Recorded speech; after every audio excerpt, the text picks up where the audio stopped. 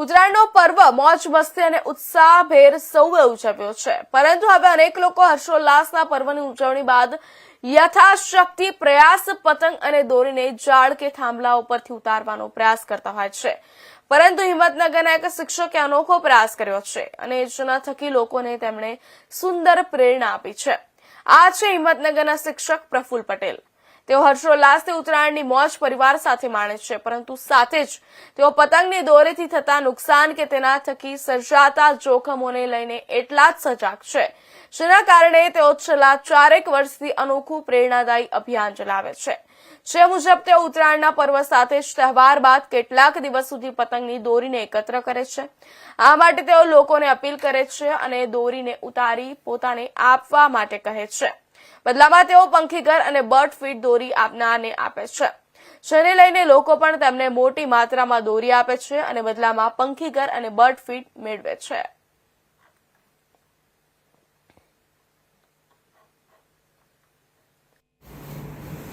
સંદીપ કુમાર અમૃતભાઈ, હું નાઇસ એન્ટરપ્રાઇઝની બાજુમાં મારી દુકાન છે અને પ્રફુલ્લભાઈ સાહેબ છેલ્લા 4 વર્ષથી આ દોરી રસ્તા ઉપર જે પડેલી દોરી હોય એના કારણે ચકલીઓ, કોઈ પશુ પંખીઓ, કોઈ માણસને લાગે એવું નુકસાન થાય દોરીઓથી, તો છેલ્લા 4 વર્ષથી સાહેબ એ દોરીઓ જે પડેલી રસ્તા ઉપર એ પાછી લે છે અને એના બદલામાં વળતર આપે છે। કોઈ દાણા આપે છે, ચકલી ઘર આપે છે અને સાહેબનું સારું કામ છે અને આ કામ માટે સાહેબનો હું બિરદાવું છું। નમસ્કાર મિત્રો, મારું નામ પટેલ પ્રફુલ્લ કુમાર ગિરીશભાઈ છે।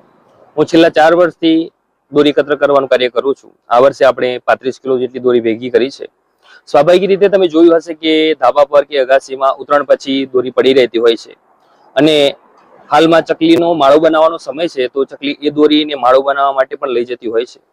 તો જાણે અજાણે ચકલીના પગ એ દોરીમાં ફસાઈ જાય છે અને એવું પણ જોવામાં આવ્યું છે કે ચકલીના માળાની અંદર જે માળો હોય છે, માળાની અંદર બચ્ચા તૈયાર થયા હોય છે, પણ જો બચ્ચાનો પગ એ દોરીની અંદર ફસાઈ જાય છે તો પણ એ બચ્ચું સમય જે રીતે તૈયાર થવું જોઈએ તૈયાર થઈને બહાર નીકળી શકતું નથી।